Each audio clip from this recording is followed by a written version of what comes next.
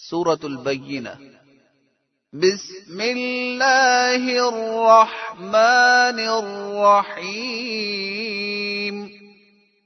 لم يكن الذين كفروا من أهل الكتاب والمشركين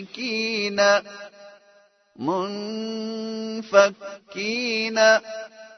حتى تأتيهم البينة رسول من الله يتلو صحفا مطهرة فيها كتب قيمة وما تفرق الذين أوتوا الكتاب إلا من بعد ما جاءتهم البينة۔ تفسیر سورۃ البینہ آیت نمبر 1۔ اللہ تعالیٰ فرماتا ہے کہ وہ لوگ جنہوں نے اہل کتاب اور مشرکین میں سے کفر کیا، بعض آنے والے نہ تھے یہاں تک کہ ان کے پاس کھلی دلیل آئے۔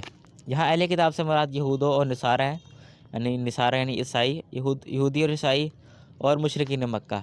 اللہ تعالیٰ فرما رہا ہے کہ یہ جن حرکتوں سے، جن کفر میں، جس غلاظتوں میں مبتلا تھے، یہ اپنی ان حرکتوں سے بعض آنے والے تھے یہاں تک کہ ان کے پاس کوئی کھلی دلیل آئے ان حرکتوں کے خلاف، ان اعمال کے خلاف جو کرتے تھے، جیسے کفر، شرک، اپنے بیٹے کو زندہ دفن کر دینا، چوری، ایک قبیلے پر حملہ کر دینا، کتنے ہی ان کے بعد اعمالی تھی۔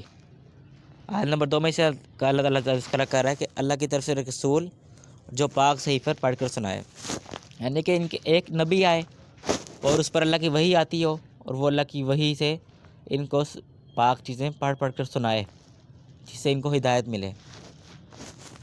یہاں پاک سے مطلب یہ بھی لیا جا سکتا ہے کہ جو بائبل ہے، آج انجیل معاشرے میں موجود ہے، جس میں تحریف ہو چکی ہے، اس میں انبیاء علیہ السلام کی ذات پر بھی تہمتیں لگائی گئی ہیں۔ وہ اتنی ہی غلیظ کتاب ہے، تحریف شدہ، تاکہ ہمارا تو یہ عقیدہ ہے، بلکہ پوری امت کا یہ عقیدہ ہے کہ انبیاء علیہ السلام کی ذات معصوم من الخطا ہے اور گناہوں سے پاک ہے، لیکن انہوں نے اس پہ بھی تہمتیں لگائی ہیں۔ تو ہماری جو کتاب قرآن مجید ہے، یہ ان غلطیوں سے، ان تحریفات سے پاک ہے، اس میں کوئی تضاد بھی نہیں ہے۔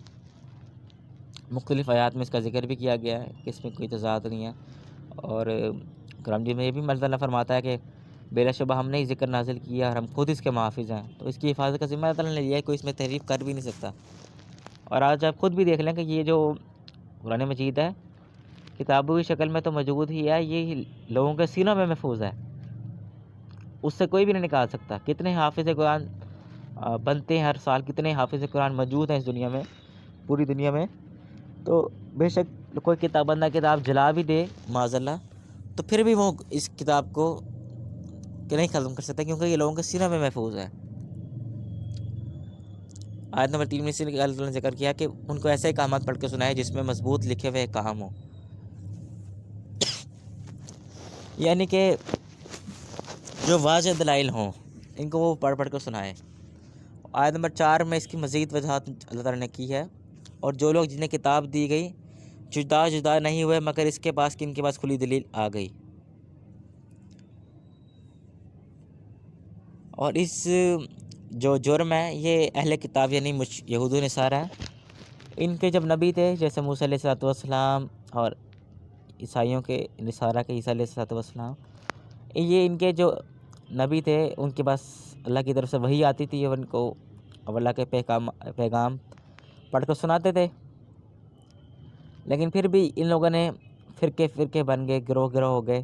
کس وجہ سے؟ کہ واضح دلیل موجود تھی، لیکن اس کے باوجود اپنی رائے کو، اپنی ذاتی رائے کو کیا، اس کو ترجیح دی، وہ فرقے بن گئے۔ سنن ترمذی میں حدیث موجود ہے، نبی اسلام جب مدینہ آیا تو بنی اسرائیل یعنی یہودیوں کے 72 فرقے تھے۔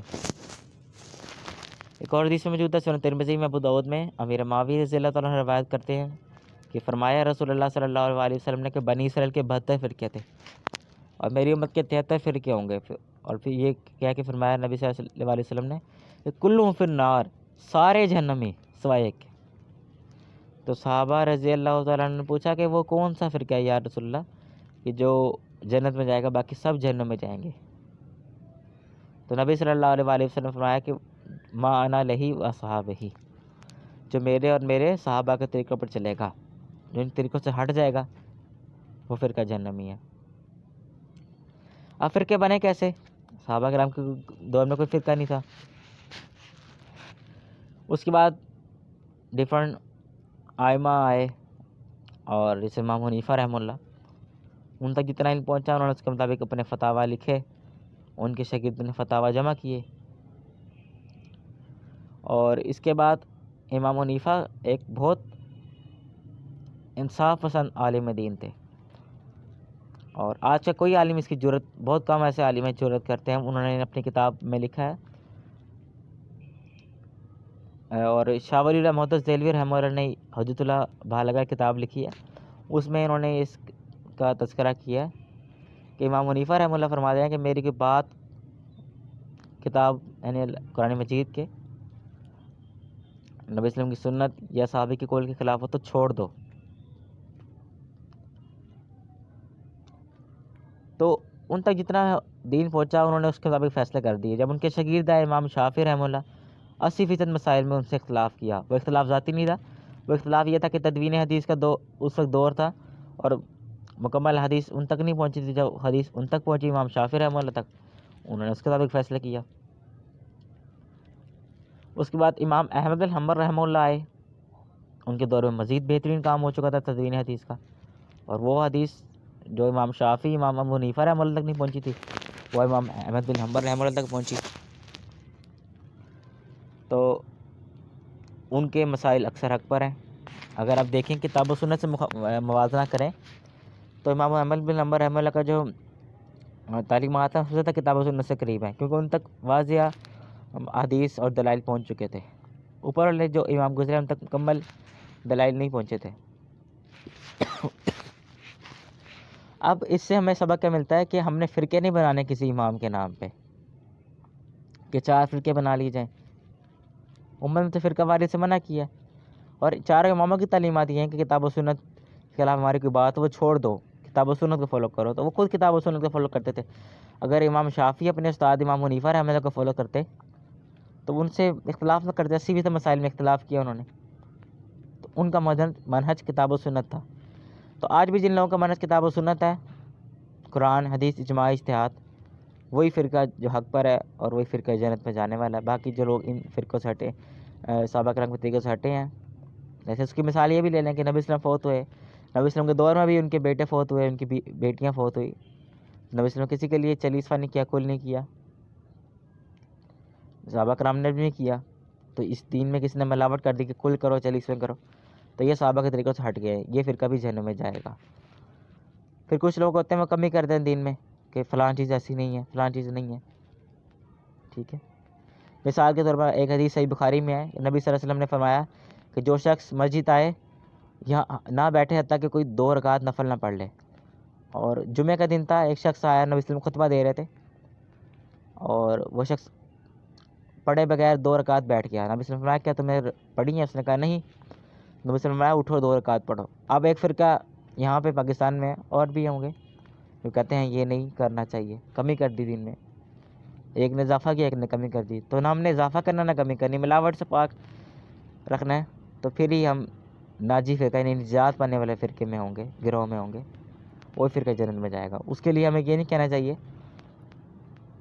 کہ ہم وہابی ہیں، بریلوی ہیں، دیوبندی ہیں، حدیث ہیں، شافعی ہیں، مالکی ہیں، حنبلی ہیں. بس صرف مسلمان. آپ کوئی پوچھے کس کو فالو کرتے ہو؟ رسول اللہ صلی اللہ علیہ وسلم اور ان کے صحابہ کو. یہی فرقہ جنت میں جائے گا. اللہ تعالیٰ ہم سب کو اس بات کو سمجھنے کی توفیق عطا فرمائے.